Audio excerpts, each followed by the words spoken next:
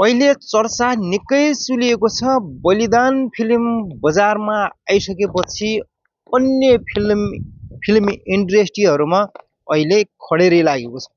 किनकि समीर भट्टलाई सन्तोषहीन डाइरेक्टरले एउटा बागै भएर आए। बरु एउटा राम्रो चिजलाई राम्रो हो भन्नु कुरा एउटा राम्रो पनि हो।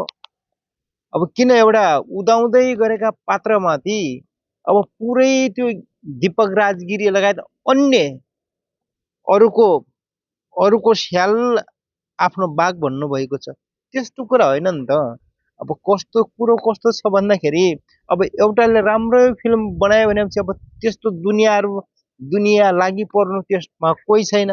होइन तिमीहरू स्याल हौ भनेर पनि सन्तोषले भनेका छैनन्।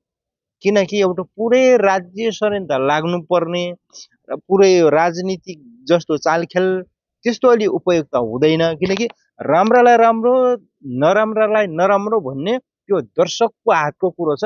र तपाईँ हामीहरू चिल्लाएर कराएर घोक्रो सुक्ने गरी कराएर केही फरक पर्नेवाला छैन। राम्रो छ कि छैन तपाईँ हामीहरूले होइन कि यहाँ दर्शकहरूको डिमान्ड अनुसार र दर्शकहरूको माग अनुसार हो।